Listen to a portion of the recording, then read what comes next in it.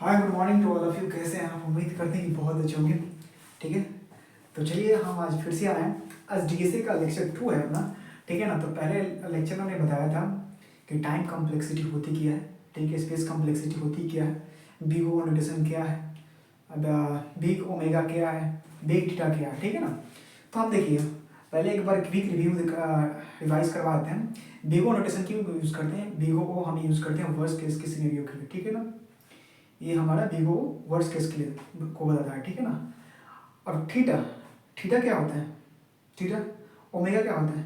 Omega को बोलिए, ये बिग ओ को बोले तो सही से ये अपर बाउंड को दर्शाता है, और ओमेगा को, अगर ओमेगा को बोले तो लोअर बाउंड को दर्शाता है। ठीक है। दूसरी बात, एक क्लास थीटा, थीटा क्या होता है? एवरेज बाउंड होता है। ठीक है ना। तो चलते हैं आज फिर आज हम इसको एक बार ग्राफ बनाकर एक बार बताते हैं आपको कैसे वर्क करता है। ठीक है ना, एक एक करके बताते हैं। ठीक है ना। तो चलिए हम यहाँ पे ग्राफ बनाते हैं। होता क्या है, सबसे पहले हम चलते हैं बिग ओ, बिग, ठीक है, बिग ओ नोटेशन। ठीक है ना। बिग ओ नोटेशन, इसकी ग्राफ कैसे बनाते हैं भाई? इसका ग्राफ क्या है? इसका ग्राफ ये रहा, सही है, और ये रहा, सही है, और इसकी ऐसे। ठीक है। ये हमारा हो गया फंक्शन एफ एक्स, ये हमारा होगा C1 कांस्टेंट, C1 कांस्टेंट, ये जी एक्स। ठीक है। और ये हमारा क्या हो गया? ये इनपुट हो गया, इनपुट, ये हमारा टाइम हो गया। यानी एक्स एक्सिस इनपुट को दर्शाता है और वाई एक्सिस टाइम को दर्शाता है। ठीक है, सही है। दूसरा, दूसरा क्या है? दूसरा क्या है अपना? दूसरा है, दूसरा क्या है? Big omega, omega. ठीक है।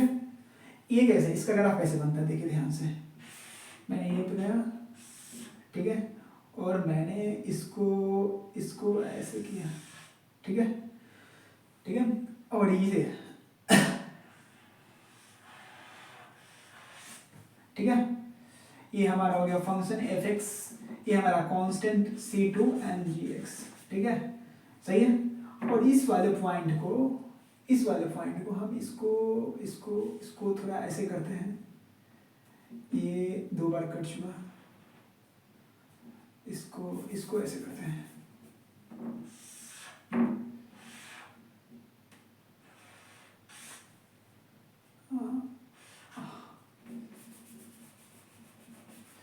इसको ऐसे करते हैं। ठीक है ना।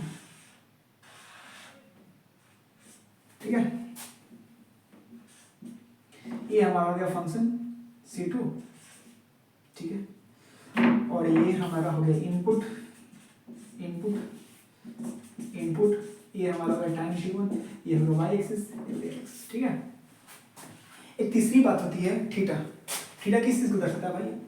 थीटा को हम बिग थीटा लिख सकते हैं। ठीक है, बिग थीटा दर्शाता है। ठीक है ना। इसको यहाँ पे हम टाइम को ऐसे कर देते हैं। ठीक है, सही है। इसमें क्या होता है? बिग थीटा में क्या होता है? ये हमारा एक्स, ये वाई। ठीक है। मान लीजिए एवरेज केस है, सपोज एक नॉर्मल ग्राफ बनाते हैं प्रॉपर अंडरस्टैंडिंग के लिए। ठीक है ना। बस इतना समझ लीजिए, नीचे वाले भाग में कौन आता है? ओमेगा वाले आता है भाग। ठीक है ना। ओमेगा, ओमेगा का पार्ट आता है जो लोअर बाउंड होता है। अपर वाले भाग में कौन सा आता है? बिग ओ के भाग आता है। ठीक है ना, यानी अपर बाउंड आता है। ठीक है ना, बिग ओ नोटेशन आता है। ठीक है, बिग ओ नोटेशन एन लिख देते हैं शॉर्ट में, और ये भी नोटेशन है, और ये भी नोटेशन है। ठीक है, ठीक है, सही है, ठीक है। ये हमारा होता है इनपुट, ये हमारा होता है इनपुट, ये हमारा होता है टाइम। सही है।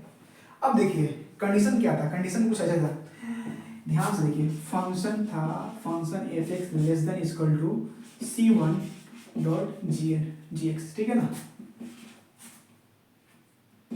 जी एक्स। ठीक है, और इस वाले पार्ट को हम डिनोट करते हैं एन नॉट से। इसमें कौन वाला पार्ट होगा? यहाँ पे एन नॉट। ठीक है ना, इसका भी कहीं पार्ट होगा एन नॉट। ठीक है ना, बट ये सपोज कर लीजिए कि ये वाला पार्ट है एन नॉट। ठीक है, चलिए इतना हो गया। अब ये देखिए इसमें क्या होता है, ये फंक्शन बोलता है f x less than, sorry इसमें होता है function f x greater than equal to C2 and GX, ठीक है। और ये क्या बोलता है, ये बोलता है ये दोनों के बीच में होता है, ठीक है ना, बोले ना दोनों के बीच में होता है, सही है, दोनों के बीच में होता है, ठीक है। ये होता है आपका, ये होता है C1, ठीक है, C1, ठीक है, C1 GX, और ये होता है FX, सॉरी ये होता है C2 GX, सही है। इतना देखिए कंडीशन क्या होता है, कुछ कंडीशन ऐसे होते हैं, हम बताते हैं हम आपको। कंडीशन ये होता है, ये बोलता है कि n is greater than n naught और n also greater than equal to 1, ठीक है। इसमें भी सेम केस होता है, n नॉट इक्वल टू, ठीक है, n greater than equal to 1, ठीक है ना। और इसमें भी सेम होता है, n greater than n naught और n equal to n greater than equal to 1, ठीक है ना। ये कंडीशन फॉलो करता है हर बार, सही है, हर बार। मैंने आपको पहले ही एग्जांपल लेके डिस्कस कर दिया है, तो अगर आपको मालूम नहीं है तो फिर आप पिछले वाले वीडियो में जाइए, प्रीवियस वीडियो को पहले देख के आइए, वहाँ से मैंने कैसे सॉल्व किया तो भी समझ में आएगा, ठीक है ना। अब कुछ चिंता नहीं करना है, हमें पढ़ना है सिर्फ बिगो वैल्यूएशन। हमें क्या पढ़ना है, ये हमारा स्टार मार्क कर लीजिए। हर बार हम इसी से टाइम कॉम्प्लेक्सिटी कैलकुलेट करेंगे, ठीक है, हर बार हम इसी से टाइम कॉम्प्लेक्सिटी कैलकुलेट करेंगे, सही है। इसमें कुछ रूल्स होते हैं, इसके रूल्स क्या होते हैं, अगर अपने पास नेस्टेड लूप हो, पहला रूल ये बोलता है कि अगर नेस्टेड लूप हो तो फिर उसको मल्टीप्लाई कर दो, ठीक है। अगर सीक्वेंशियल लूप हो, सीक्वेंस वाइज लूप हो तो उसको ऐड कर दो, ठीक है। तीसरा क्या बोलता है, तीसरा ये बोलता है कि अगर अपने पास कोई कंडीशन हो, कंडीशन तो हमेशा एक ही बार चेक करता है, कंडीशन कितनी बार चेक करता है, एक बार चेक करता है, उसकी क्या होगी, कांस्टेंट होगी, यानी 1 होगा, ठीक है ना। दूसरी बात, कांस्टेंट आल्सो ड्रॉप आउट। हमने कितने पॉइंट बोले, 4 कौन कौन से पॉइंट बोले, पहला क्या बोले, देखिए पहला क्या बोले, चलिए ठीक है, हाँ रूल बोले हैं, रूल लिखते हैं, रूल रेट से लिखते हैं, थोड़ा देखने में अच्छा लगेगा, ठीक है ना। ये लिखते हैं रूल टाइम कॉम्प्लेक्सिटी को फाइंड करने के लिए, ठीक है ना। टीसी को क्वेश्चन करेंगे एकदम गेट लेवल पे, ठीक है ना, कोई दिक्कत नहीं है, क्वेश्चन को हम गेट लेवल तक के करेंगे, ठीक है। बस ध्यान से देखिए, कहीं नहीं जाना, एक वीडियो में बस एक बार ध्यान से देखिए तो बिल्कुल समझ में आएगा, गारंटी है, 100% गारंटी है कि आपको समझ में आएगा, ठीक है ना। बस एकदम ध्यान से देखिए और साथ साथ लिखिए, ठीक है ना, साथ साथ क्वेश्चन को लिखिए, सॉल्व कीजिए, जो साथ साथ लिखिए, फिगर बना के प्रॉपर सीक्वेंस में आप लिखिए, ठीक है ना। चलिए रूल क्या होता है, पहला रूल क्या होता है, पहला रूल हम देखते हैं यहाँ पे क्या बोलता है। पहला रूल बोलता है, रूल 1, इफ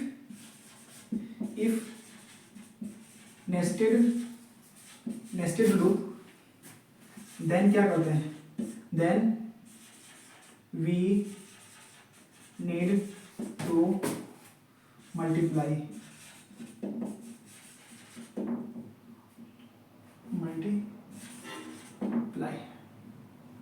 ठीक है। दूसरा रूल क्या बोलता है,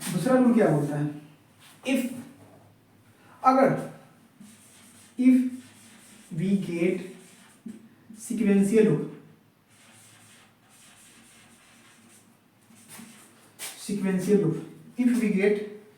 if we get sequential loop, then normally add, then sequential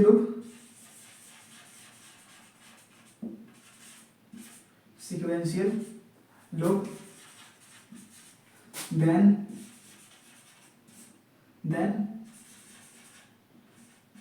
normal addition, ठीक है। तीसरा क्या बोलता है, इफ अगर हम कोई कांस्टेंट गेट करते हैं, if we get constant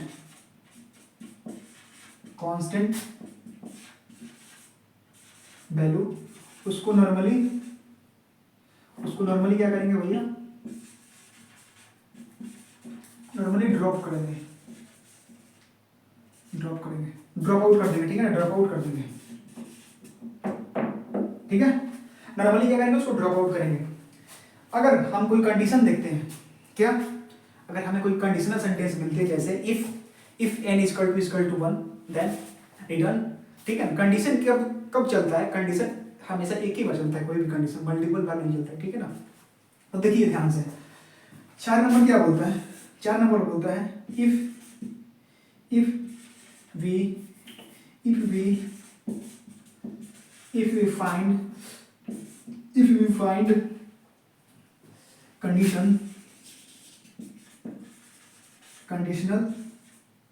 conditional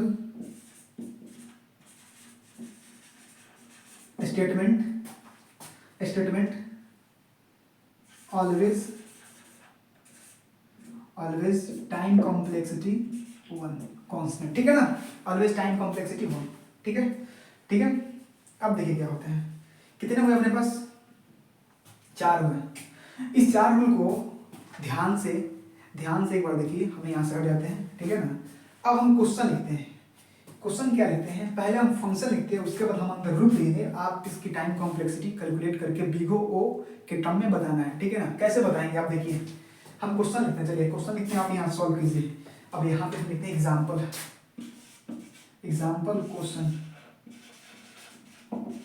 question, ठीक है, क्वेश्चन लिखते हैं, ठीक है।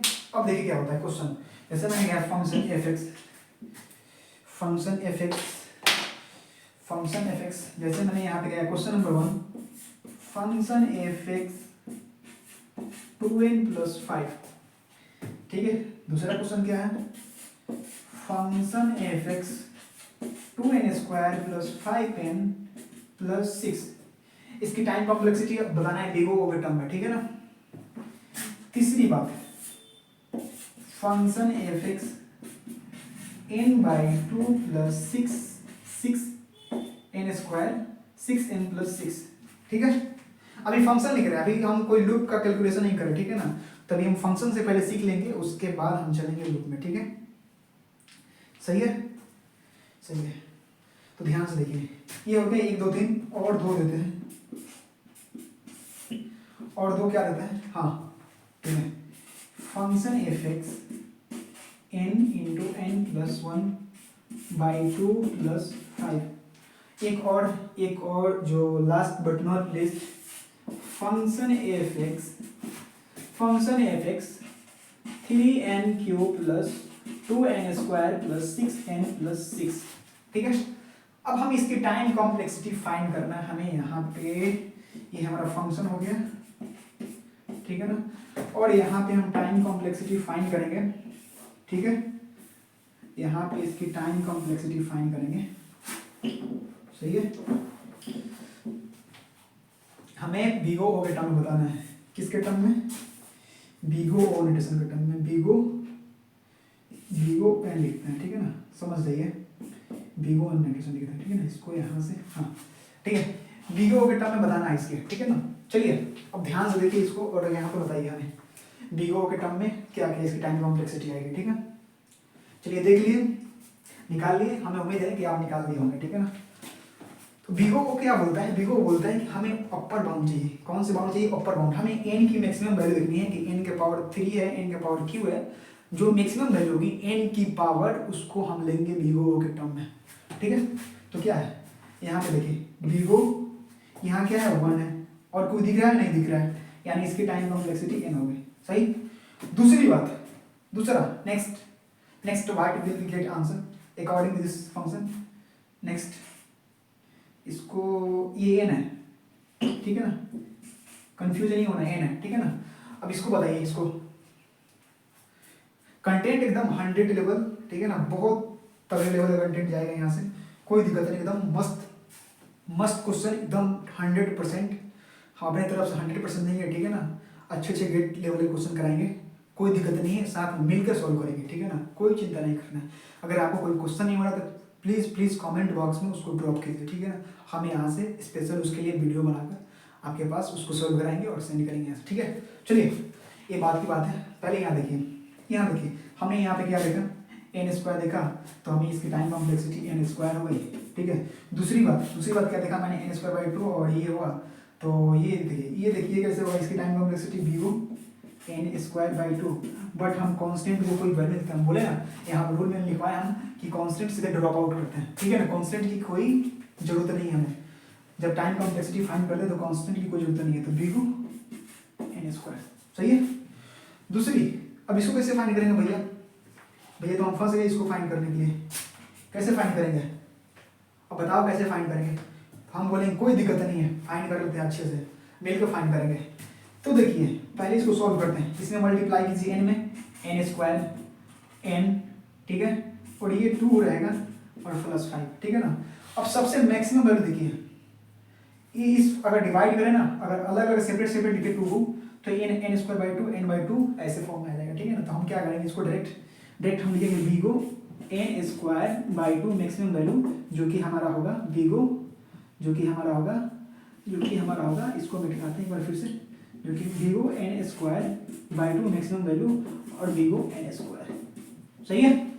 नेक्स्ट देखा जाए इसको, क्या इसका बताइए फाइंड करके, क्योंकि यहाँ पे क्यू है तो यहाँ पे क्या होगी बी को एन क्यू। सही है। ठीक, सीक्वेंस वाइज में ये हमारा क्वेश्चन है, ये हमारा कॉन्सेप्ट है, ठीक है। सही है। चलिए अब क्वेश्चन करते हैं हम लूप का क्वेश्चन कैसे करेंगे भैया लूप का क्वेश्चन कैसे करेंगे आप बताइए। हम बोलेंगे कोई दिक्कत नहीं, आराम से कर लेते हैं भैया। तो चलिए हम सबसे पहला क्वेश्चन देखेंगे यहाँ पे। अब फाइंड कीजिए, अब टाइम कॉम्प्लेक्सिटी आप फाइंड करके बताइए हमें, ठीक है ना।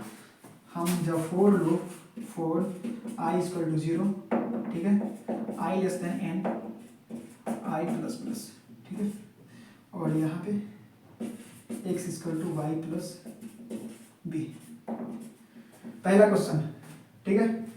और इधर नहीं दिख रहा है ना, आप इधर करते हैं, यहाँ पे। दूसरा क्वेश्चन क्या है, for loop i equal to 1, ठीक है, i less than n i plus plus, ठीक है, और फिर यहाँ से फॉर लूप चलाएंगे for j equal to 1 j less than n, ठीक है, और जे प्लस प्लस, ठीक है, x equal to y plus z, ठीक है, और यहाँ से इस लूप को बंद करेंगे, यहाँ से इस लूप को, पहला दूसरा ये रहा। तीसरा कैसे होगा भैया? तीसरा किस टाइप का क्वेश्चन दीजिएगा? हम बोले कोई बात नहीं भैया, हम देते हैं पहले सीधा ही क्वेश्चन देते हैं, कोई दिक्कत नहीं है, ठीक है। हाँ, एक डू वाइल लूप लेते हैं, डू वाइल लूप, ठीक है ना। डू वाइल लूप, हाँ, डू वाइल लूप क्या होता है? डू चाहे ऐसे करते हैं, वाइल लूप लेते हैं पहले, ठीक है ना, पहले वाइल लूप लेते हैं, ठीक है ना, फॉर लूप लिए वाइल लूप लेते हैं, ठीक है। यहाँ पे आ गए लूप, तो हम वाइल लूप को इनिशियलाइज करते हैं 0 से, और while i less than n, ठीक है, और ये होगा ये होगा हाँ आई इक्वल टू, इसको हम करते हैं ए आई प्लस 10, ठीक है। सही है। चलिए सही है। तो आप बताइए मेरे को, आप बताइएगा कि कैसे हम फाइंड करेंगे ऐसे क्वेश्चन को। एक और लूप ले लीजिए, फॉर लूप वाला में एक और ले लीजिए, एक और क्वेश्चन लीजिए यहाँ पे, एक 4 number question, for i equal to 0, ठीक है, i less than n i plus plus, ठीक है, फॉर जे इक्वल टू 0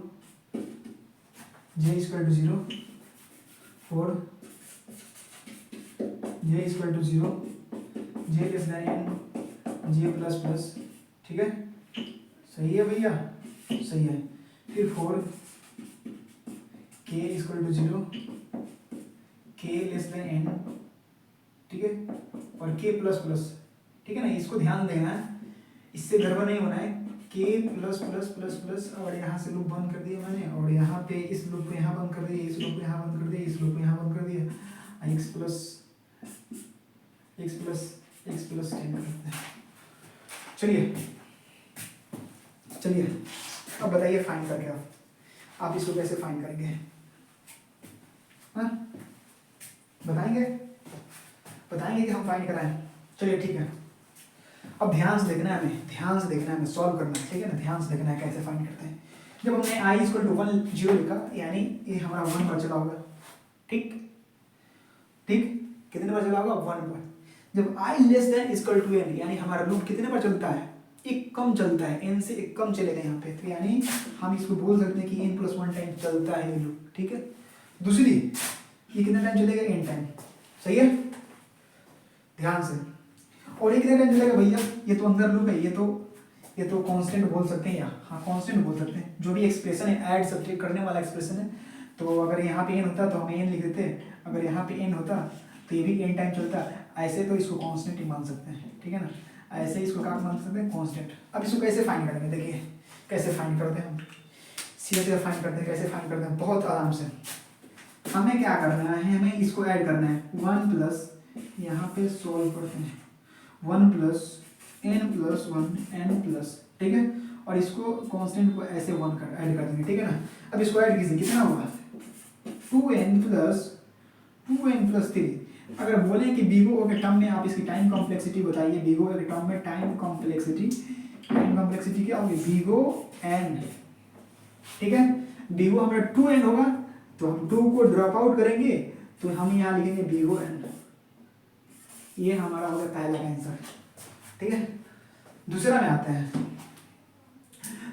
हैं, ये क्या बोलता है, ये ध्यान से देखिए, हमेशा याद रखिए जब भी अपने पास नेस्टेड लूप होगा तो उसको मल्टीप्लाई करेंगे यानी हमारा वो स्क्वायर बन जाएगा, ठीक है।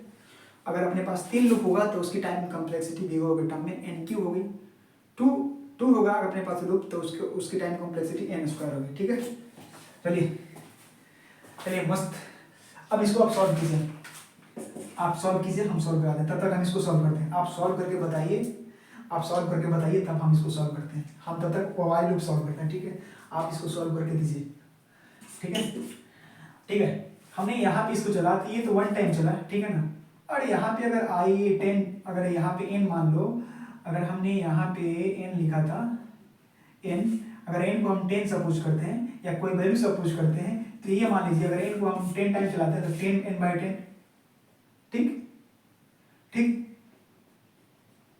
ठीक, सही है। अगर हमने यहाँ पे 10 लिखा और फिर ये भी कितना चलेगा 10 टाइम, ठीक है, सही है।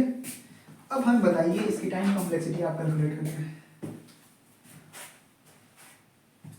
देखिए कैसे कैलकुलेट करेंगे। यहाँ तो 1 टाइम चला, ये तो स्क्वायर कर दिए, ठीक है।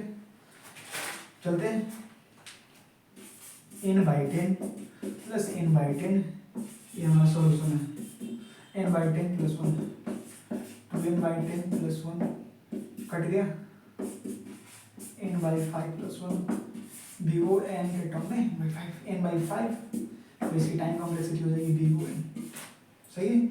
ये हमारा आंसर हुआ, मस्त, सही है।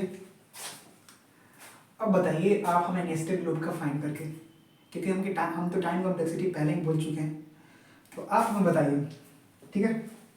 तो नहीं बताइएगा तो हम इसको फाइंड करते हैं। ये चला होगा 1 टाइम, ठीक है ना, ये 1 से ये होगा n प्लस 1 और ये होगा n टाइम, सेम वही होगा, ठीक है ना। तो हम यहाँ पे क्या करेंगे, नेस्टेड लूप है तो मल्टीप्लाई करेंगे, क्यों मल्टीप्लाई करेंगे, तो इसको क्या लिखेंगे 2n प्लस, यहाँ डायरेक्ट कर ही देते हैं, स्पेस नहीं है अपने पास, 1 plus n plus 1 plus n multiply कर देते हैं हम इसको कितना से, n plus 1 plus n plus 1 plus n, और ये कांस्टेंट इसको ऐड कर दो, ठीक है ना, कोई दिक्कत नहीं। इसकी टाइम कॉम्प्लेक्सिटी ऑलवेज 1 होगी, कोई भी अंदर एक्सप्रेशन होगा उसकी टाइम कॉम्प्लेक्सिटी ऑलवेज 1 होगी, ठीक है। हाँ चलिए हम इसको कितना किए, 2n प्लस 2, ये कितना होगा 2n प्लस 2 प्लस 1। अब इसको मल्टीप्लाई कीजिए इससे, ठीक है, तो कितना हो जाएगा 4n स्क्वायर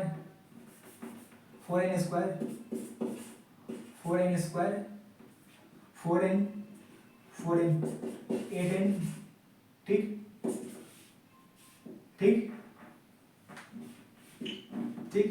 अब कितना होगा 4 प्लस 1 यानी 5, इसकी टाइम कॉम्प्लेक्सिटी बिगो n स्क्वायर हो जाएगी, सही है।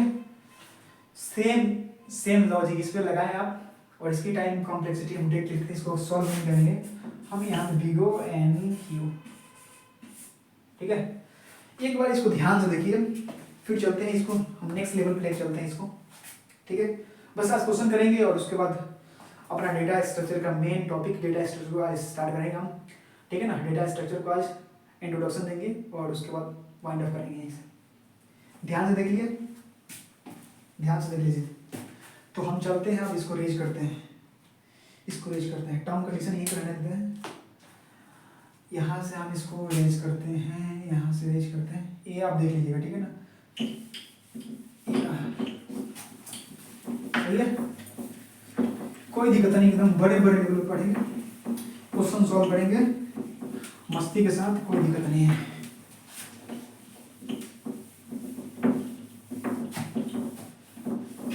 एक क्वेश्चन और देते हैं, एक क्वेश्चन हम और देते हैं, आप इसको सॉल्व करके बताइए कि इसकी टाइम कॉम्प्लेक्सिटी क्या होगी।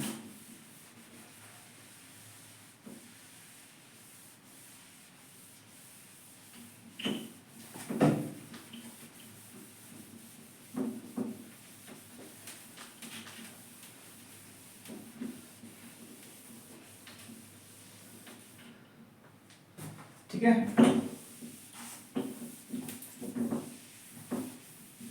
हम यहां से इसको रेज करते हैं।